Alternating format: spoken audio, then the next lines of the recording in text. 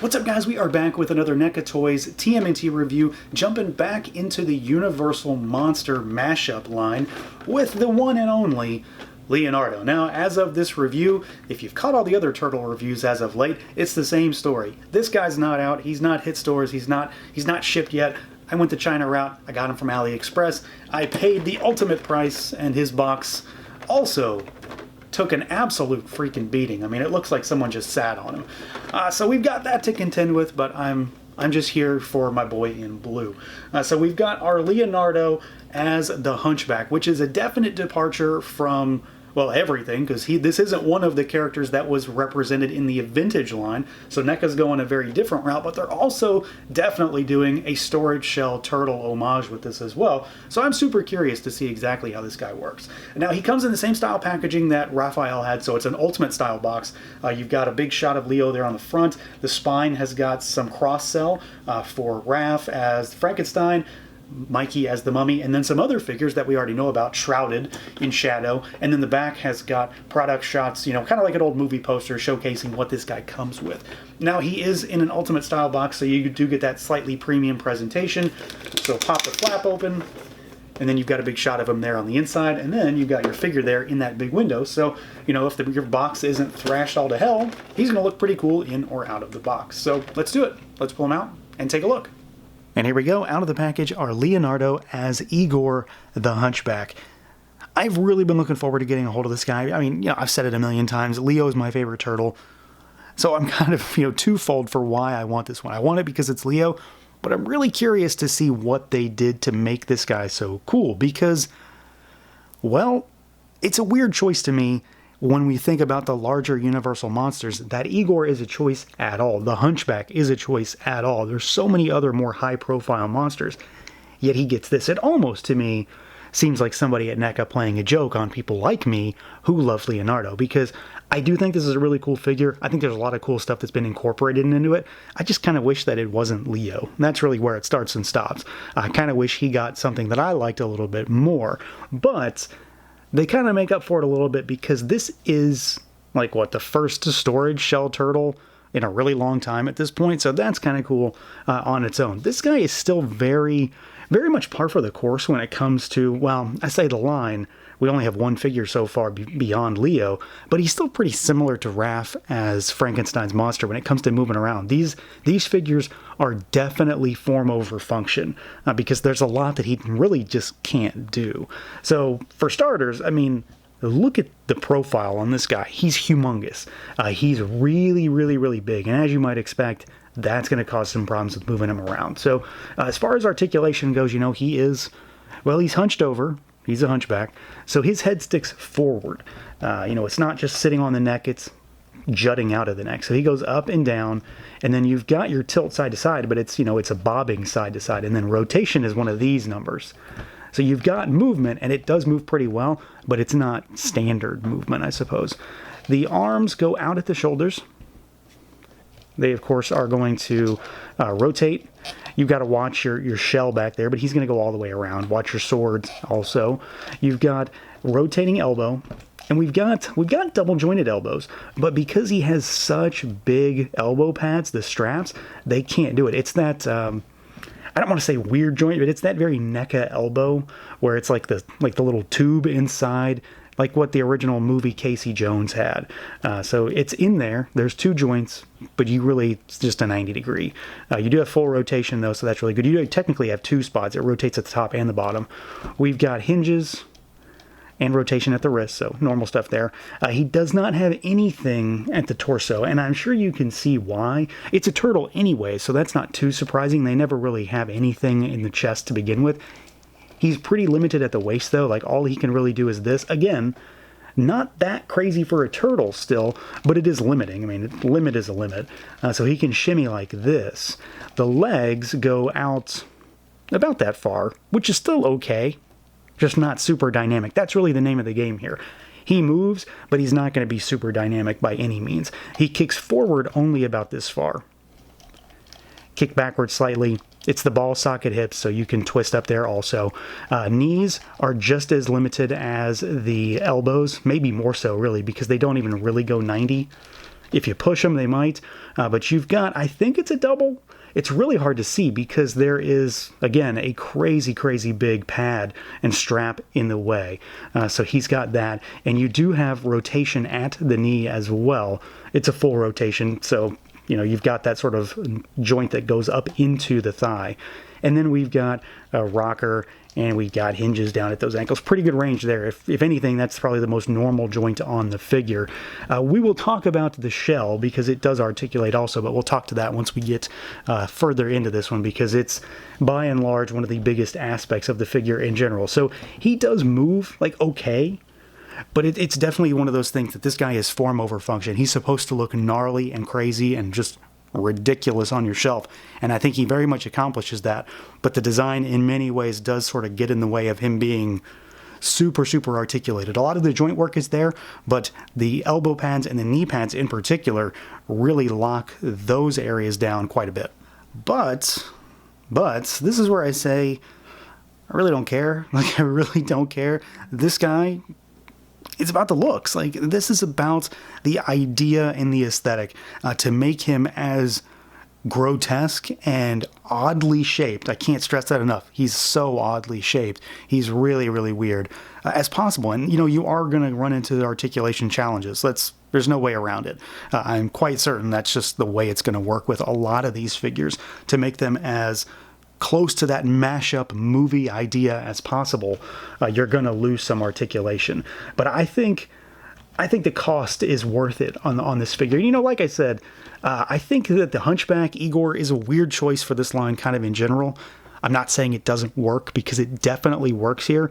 And I kind of wish, this maybe was like Mikey or someone, kind of a goofy character. Make it Mikey. Leo, I wish he was somebody else, but I think this does work really well because of how they decided to use the storage shell idea and just the idea of these swords sticking through the shell. It almost counteracts how goofy of an idea this really is. So he is humongous. He's not super tall, but he is a fat boy here. So he's, even before the shell, he's super thick, very rotund. And he's just got so much detail going on here. Like the shirt, the skin, it's all textured, it's all craggy, it's nasty. He's got cuts and gouges and sutures and staples all in him. He's got chains hanging off. He's got like a manacle hanging off of his ankle down here. He's got a big, clamp. He's got bugs crawling up his knee pads, bugs crawling up his shirt. And he's just gnarly looking. For all the things, there are all the reasons that I kind of wish he wasn't the Hunchback. It's kind of cool that he is because there is a lot of really cool stuff when it comes to just sort of looking really closely at him. And this was the exact same thing I encountered with Raph, is that the more you look at him, the more cool he is. And just there's so much stuff and so much detail crammed in that you probably don't really recognize it at first until you've given him, a twice over at least, because there is just so much here. Everything is dirty. Everything is painted. Everything is gross. It's not like slime, nasty 90s gross. It's just dirty gross. And I think that works really, really well on this particular figure, just to make him look, kind of fat and ugly, like literally very ugly. He's a very ugly looking figure, and I say that in the nicest way possible. There is one thing that needs to be pointed out, and that is there was definitely a change on this guy. The beard. He lost his beard. Well, most of it anyway. He lost most of his beard from prototype to production. It's even on the box still. It was a bit longer. I've seen some people that seem to really care about that.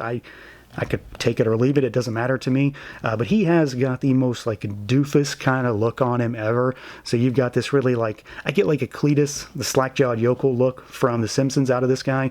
So you've got, this sort of snarl going, all these weird, goofy looking teeth, super, super cross-eyed. He looks like he's inbred at the bare minimum. He looks like he's inbred. And then you've got his really, really dirty mask. The bandana is articulated. So you can sort of swivel it around a little bit. You can have it kind of hanging over if you got like a windswept look or something like that. He's got some pock marks, and he's got these really big bushy eyebrows up there. But his eyes, neither eye is looking straight, and I'm quite certain that's intentional. So he's goofy looking. He's weird looking. He's supposed to look like a big, big dorky monster. And in that regard, they very much succeed. Now, this is really where the figure gets just absolutely crazy.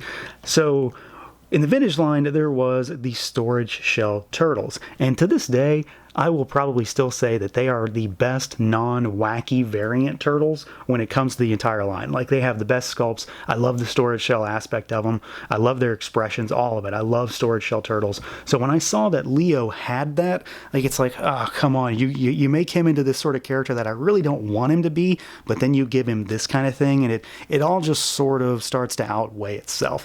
And this shell is just, I mean, it's just perfect. They did a great job. It can't hold everything, because of the nature of the swords, but this guy just looks fantastic. So you've got this humongous shell sticking off his back, and you can see it's covered in gouges and big scarring. It's held together by metal plates and rivets. It's got this big lock on it, which does move. It's not part of the shell in terms of keeping it together. It's just for looks, but it's all patinaed and gross, and it does, move around in there, so it looks like it's actually locked him in place. His swords are stored through the shell. And you'll have to open it to really get them in there. It's hard to do it when it's shut, at least it is for me. But it just looks fantastic. And then you can open it, and you've got, I mean, this is just so cool. I love it. This takes me back to being a kid, for sure. So you've got a spot for the little brain canister, a spot for the skull, and then these swords will go through. There's a hole in the top and then in the bottom. There's a little spider in the back there. Everything's just sort of gross and nasty. It's all carved up. This is wooden, so it's like a wooden shell that he's been affixed with. Like, it's not even a real turtle shell by all accounts. It looks like it's some sort of wooden apparatus that is bolted onto his back, which makes it look even cooler to me. So this is a big selling point of this figure. It's kind of a big saving grace for me when it comes to this guy, because if he had just not had anything like this, I think it would have been for nothing. This thing really sells the idea of the Hunchback. It makes him into that shape, and then it gives Leo this way to have this extra storage, because none of the other turtles would really be able to take advantage of this idea as well.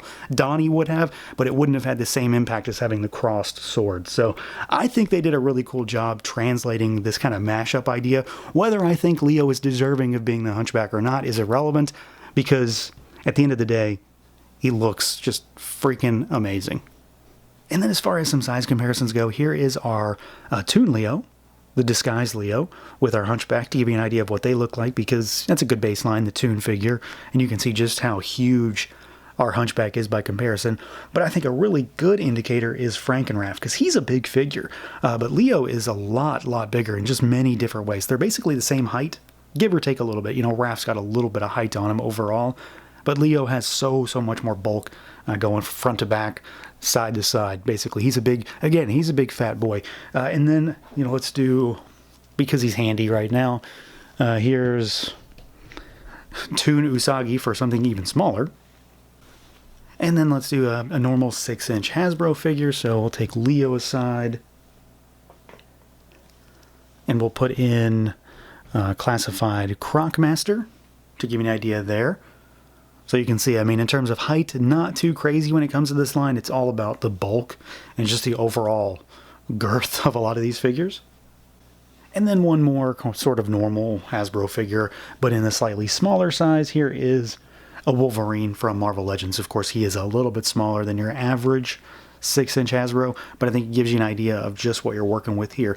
Not a tall, monstrously tall figure, but he's still bigger than your average 1/12 stuff. And then, of course, a ton of bulk. This guy's going to have a lot of shelf presence when you've got him amongst other turtle stuff for sure. And then for accessories, Leo does come with, well, he comes with a lot. And he comes with a lot, especially in comparison to Raph, who doesn't really have much at all. They definitely seem to be, I guess, making amends for making Leo the Hunchback, so they give him a whole bunch of stuff. So to start with, we do get extra hands. We get 3 different sets, so 6 extra. You get fists and gripping hands, and then we get a set of pointing finger hands. We get sort of the stuff that plays up him being, the grunt, the servant, the guy that does all the menial labor. Again, I think they're making fun of Leo here. We get shovel and spade, so we can go, dig a grave or dig up a grave. We get a bone, and all of this stuff is like really worn and torn and beaten and battered. So, I mean, look at all the sculpt on that. There's tons of detail in something so meaningless, really. We do give all the stuff, of course, that I mentioned in the shell. So we get the skull, and this thing sort of sits on this post here.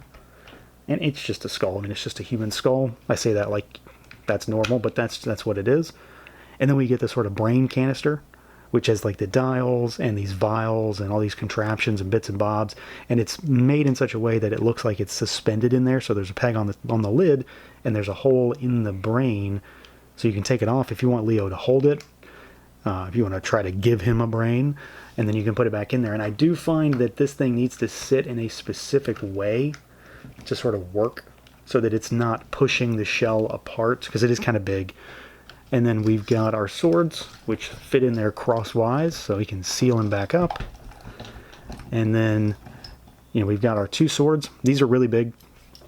Ton of detail on them. There's a lot of sculpt work, a lot of tatteredness and gouges and nicks and cuts and scrapes all over it.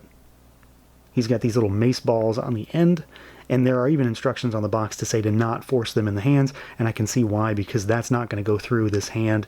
You kind of have to angle it in to get it in there correctly. But these do look good, and they're kind of oversized to kind of fit, well, how big Leo is.